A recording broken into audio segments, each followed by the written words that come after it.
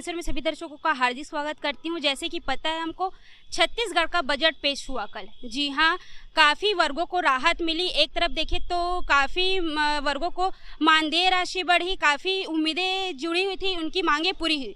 वहीं दूसरी ओर बात करें हम अनियमित कर्मचारियों की, तो काफ़ी निराशाजनक दिखा रहे हैं, उनकी जो मांगें थी नहीं रखी गई। हम सीधे बात करेंगे आज अनियमित कर्मचारी के मोर्चा के प्रदेश प्रवक्ता सत्यम शुक्ला जी से। नमस्कार सर, सबसे पहले तो हमारे न्यूज़ 24 का शुक्रिया, धन्यवाद। जैसे कि कल बजट पेश हुआ, बजट पेश में काफ़ी वर्गों को राहत मिली, परंतु अनियमित कर्मचारियों को उनकी मांगें पूरी नहीं हुई। तो इस बार के जो बजट पेश हुआ वो अनियमित कर्मचारी किस रूप में देखते हैं? मोर्चा वर्तमान जो बजट आया है उसमें 50-50 की स्थिति में है। 50% वो खुश है और 50% बेहद निराश है। 5,60,000 हमारी कुल संख्या होती है, जिसमें से 2,52,000 लोगों को मुख्यमंत्री जी ने एक बहुत ही मार्मिक संवेदनशील सौगात दिया। इसलिए मार्मिक और संवेदनशील सौगात कहते हैं और इसका स्वागत इसलिए करते हैं क्योंकि मुझे अभी तक ये लगता था कि मुझे हर माह 10,000 मिलता है, मैं अपना घर कैसे चलाऊंगा। वैसे ही मैं देखता हूँ संविदा वालों को मिनिमम 18,000 मिलता है, वो सोचते थे कि वो कैसे घर चलाएंगे। जो अंशकालीन वाले जो प्राइवेट वाले हैं, मतलब जो आउटसोर्सिंग प्लेसमेंट ठेका वाले, प्राइवेट भी नहीं, आउटसोर्सिंग प्लेसमेंट ठेका वालों को भी 40,000 के करीब मिलता है। वह भी चिंतित होते थे कि हम घर कैसे चलाएंगे और असुरक्षा के भाव में वो भी जीते हैं। तो उस स्थिति में जब इन लोगों को जो 1,500 मिलता था, जिन्हें 2,300 मिलता था, उन्हें 2,800 और 1,800 मिलने लगा, क्योंकि ये घंटे के हिसाब से है जो इनकी कार्यावधि। भले ये जहाँ जाते हैं संबंधित जगह में काम करने, वहाँ उनसे 6-8 घंटा काम लिया जाता है, पर इनको जो रखा गया है वो एक निश्चित अवधि के लिए रखा गया है, उसके हिसाब से बढ़ा है। उसी प्रकार से जो आंगनबाड़ी की बहनें हैं, जिनका लड़ाई मेरे ख्याल से 15 वर्ष से ऊपर की लड़ाई थी, वो इस सरकार का 4 साल जोड़े तो 19 साल की लड़ाई थी, जिसमें उनका मानदेय नहीं बढ़ पाया था। 3,000 और 6,000 का उनका मानदेय था, जिसको 10,000, 7,500 और 5,000 में रखा गया। वैसे ही मितानिन जो हैं, उन लोगों को भी 2,700 के आसपास मिलता था, जिन्हें की अब 2,200 रुपये की वृद्धि हो गई। तो कुल मिला के जब मैं 10,000 में हूँ तो मतलब ये मुझसे कितनी बुरी स्थिति में रहे होंगे। तो इन 2,52,000 के लिए मैं बहुत प्रसन्न हूँ, सरकार को हृदय से धन्यवाद, साधुवाद देता हूँ। और इनके जो नेता हैं, मितानिन से तुलसी रात्रे जी, सफाई कर्मी से संतोष खांडेकर जी, रसोईया से नीलू ओगरे जी, आंगनबाड़ी से सविता पाठक, पद्मावती साहू दीदी, इनकी ओर से भी मुख्यमंत्री जी को अनियमित मोर्चा की ओर से बहुत बहुत स्नेह, धन्यवाद, आभार है। और इसमें तो जो नीलू ओगरे बहन है हमारी रसोईया की, वो तो उनके ऊपर तो कई बार जुर्म भी दर्ज हो चुका है। तो ये 300 रुपये इतना आसान नहीं था। ये जो 300 रुपये की वृद्धि हुई है उसमें कहीं ना कहीं इन सभी कर्मचारी नेताओं का बड़ा योगदान रहा है। और आगे जो मैं ये कहना चाहूँगा कि इस बजट में हम लोग जो बचते हैं, 5,60,000 में 2,52 हो गए, अब 3 लाख की बात करता हूँ, जिसमें 1,40,000 आउटसोर्सिंग प्लेसमेंट ठेका के कर्मचारी। इनसे घोषणा पत्र में स्पष्ट वादा है कि बिचौलिए हटाए जाएंगे। बिचौलिए हटाने से हजारों करोड़ की राशि की बचत होगी, यानी बजट का भार नहीं पड़ेगा, उल्टा बजट में राशि बचेगी। परंतु वो निर्णय नहीं आने से इन वर्ग में 1,40,000 में बेहद निराशा है।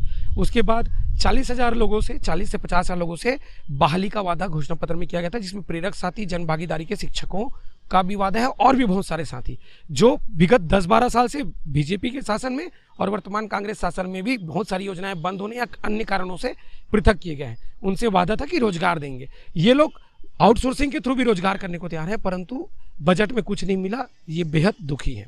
अब मैं आता हूँ 90,000 लोग जो बचते हैं, जिनसे नियमितीकरण का वादा था। उसमें आते हैं संविदा के 50,000, 3,000 दैनिक वेतनभोगी, वो दैनिक वेतनभोगी जो 1996 से 2008 के बीच रखे गए हैं, जिनके पास नियुक्ति पत्र है, वे सभी दैनिक वेतनभोगी नियमितीकरण के पात्र हैं और वो नियमितीकरण चाहते थे। यदि उनका नहीं भी हुआ तो उनके पास एक उम्मीद है, वो हाई कोर्ट जा करके निश्चित रूप से 2-3 माह में अपने लिए नियमितीकरण जीत जाएंगे लड़ाई। पर जो 1996 से 2008 के बीच के बच्चे हैं, जिनको नियुक्ति पत्र नहीं मिला है, तो उनके लिए मध्य प्रदेश में वहाँ के ऐसे दैनिक वेतनभोगी जिनको नियुक्ति पत्र नहीं मिला था, उन्हें वहाँ के 48,000 में भी स्थायी कर्मी बनाया गया था। अब मैं आता हूँ श्रमिक दर के श्रमिक और कलेक्टर दर के श्रमिक। इसमें हमारी संख्या 35,000 है। तो जो 48,000 मध्य प्रदेश में 2016 में स्थायी कर्मी बनाए गए थे, ये जो दैनिक वेतनभोगी जिनको नियुक्ति पत्र नहीं मिला है 96 से 2008 के बीच, उनके लिए भी हम सरकार से निवेदन करते हैं कि मध्य प्रदेश जैसी योजना हम सबों के लिए लाके हमको स्थायी कर्मी बना दिया जाए और जिन्हें नियमितीकरण दे सकते हैं नियमितीकरण दिया जाए।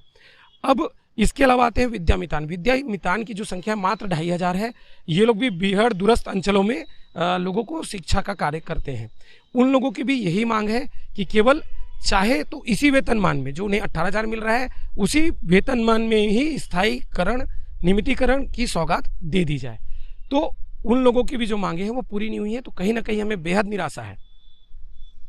जी, आपने हाल ही में कुछ दिनों पहले हमारे चैनल के माध्यम से इस्तीफा देने की बात की थी, उसको लेकर आप क्या कहें? नहीं, बिल्कुल, मैं आपके सम्मानित चैनल में मैंने दावा किया था मैं इस्तीफा दे रहा हूं, क्योंकि अनियमित मोर्चा के बैनर में मुझे जहां तक याद है अक्टूबर के बाद से मैं जुड़ा हूं। 6-8 महीने का ये सफ़र रहा है और 6-8 महीने में यदि मैं आप अपने लिए खुद कुछ नहीं कर पाया और अन्य लोगों के लिए कुछ नहीं कर पाया तो मुझे नैतिक रूप से अब इस पद में रहने का अधिकार नहीं होता।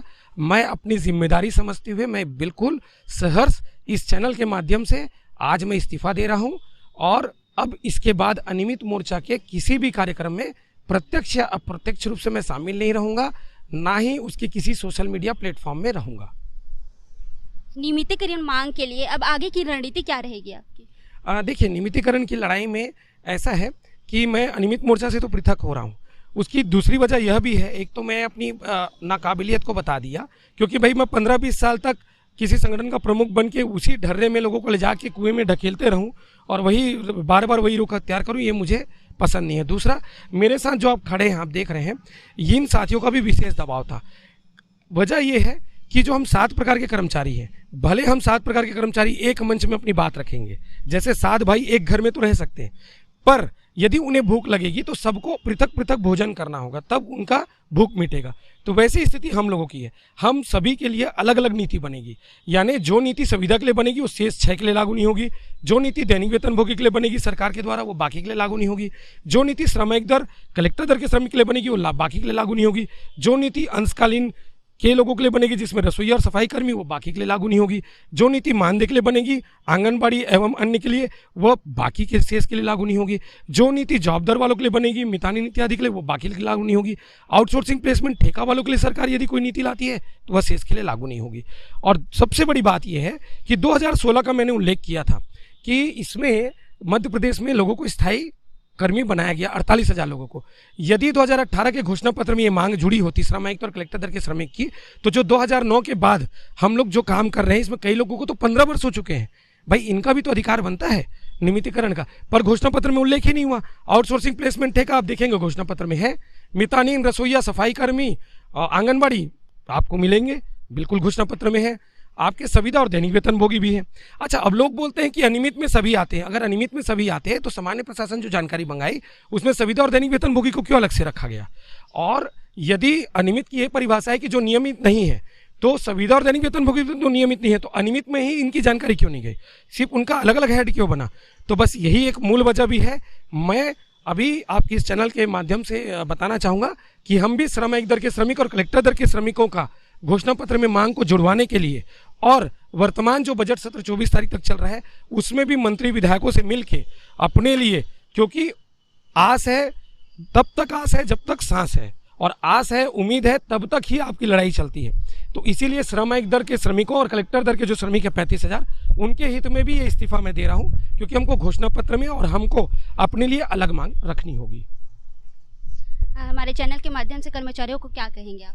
मैं अपने जितने भी अनियमित मोर्चा के साथी हैं उन्हें बहुत बहुत धन्यवाद देता हूं। 5,60,000 लोग जो आपने सहयोग किया, मुझसे जो भी गलती हुई होगी, जो भी मैंने आपके प्रति यदि मैं जाने अनजाने मैंने किसी का अपमान किया होगा तो उसके लिए मैं हृदय से हाथ जोड़ के माफ़ी मांगता हूं। और मैं अनियमित मोर्चा का प्रवक्ता का पद बड़े गर्व से और सम्मान के साथ त्याग रहा हूं, क्योंकि देखिए साथियों, जैसे आज मेरे आदर्श है नीलू बहन, मेरे आदर्श है संतोष खांडेकर भैया, मेरे आदर्श है पद्मा दीदी, सविता दीदी, मेरे जो आदर्श हैं इस प्रकार के जो तुलसी रात्रे भैया हैं, इन लोगों ने अपनी अपनी लड़ाई पृथक पृथक लड़ी। आज इन्हें कुछ ना कुछ तो एक शुरुआत तो हुई भाई। इनका लक्ष्य नहीं मिला, इनका लड़ाई अभी जारी रहेगा। 8 घंटे का नए पद नाम के साथ ये लोग काम मांगेंगे, और हम जैसे लोगों के भांति श्रम आयुक्त और कलेक्टर दर के श्रमिक जो भी उनके विभाग में प्रचलन में होगा उसकी मांग वो करेंगे। तो वैसे ही अब मैं श्रम आयुक्त और कलेक्टर दर के श्रमिक की लड़ाई लड़ूंगा, जैसे संविदा वाले भी पृथक से लड़ते हैं, जैसे दैनिक वेतनभोगी पृथक से लड़ते हैं, क्योंकि यही एक तरीका है लक्ष्य का। और एक मैं आप सभी जो देख रहे हैं उन्हें एक तो खुशखबरी देना चाहूँगा कि श्रम आयुक्त दर और कलेक्टर दर के जितने भी 35,000 साथी हैं 54 विभाग 40 निगम मंडल आयोग के, सर्व विभागीय श्रम आयुक्त दर श्रमिक, कलेक्टर दर श्रमिक मोर्चा का गठन हमने किया है, जो भविष्य में आपको दिखेगा। इसमें प्रदेश अध्यक्ष, उपाध्यक्ष बना लिए गए हैं, इसमें संगठन महामंत्री, ऐसे करके अलग अलग विभागों के लोगों को जोड़ लिया गया है। और इनमें उन्हीं लोगों को जोड़ा गया है जो 2009 के बाद से शामिल हैं, और उन्हीं लोगों को जोड़ा गया है। और हमारा एक ही मुद्दा है, जो वेतनमान हमें मिल रहा है हम उसी वेतनमान में सरकार को सुझाव देंगे कि हम लोगों को स्थायी, नियमित या स्थायीकरण जो संभव हो वो सौगात दे। और अंत में, जैसा मैं हर बार कहता हूं, न्यूज़ CG24 को बहुत बहुत हृदय से आभार है। और आप सब जो देख रहे हैं इस चैनल को, लाइक, सब्सक्राइब, शेयर और कमेंट जरूर करें। यही वो चैनल है, यही वो माध्यम है जिनके माध्यम से सरकार तक हमारी बातें पहुंचती हैं। आज हमें सफलता मिलती है। कहीं ना कहीं आज जो आंगनबाड़ी, मितानिन, रसोइया, स्कूल सफाई कर्मियों का लक्ष्य मिला है, तो उसमें संपूर्ण मीडिया का भूमिका है, और उसमें एक भूमिका CG News 24 का भी है। उसके लिए मीडिया हाउस को भी बहुत बहुत धन्यवाद है। बहुत बहुत धन्यवाद। तो देख सकते हैं जिस प्रकार बड़ा बयान आ रहा है सत्यम शुक्ला जी से, अपने पद दे रहे हैं। नियमितीकरण मांग के लिए अनियमित कर्मचारी लगातार प्रदर्शन जारी रखेंगे। देखना ये है कि आगे की रणनीति क्या रहेगी। बने रहिए न्यूज़ CG24 पर। रायपुर।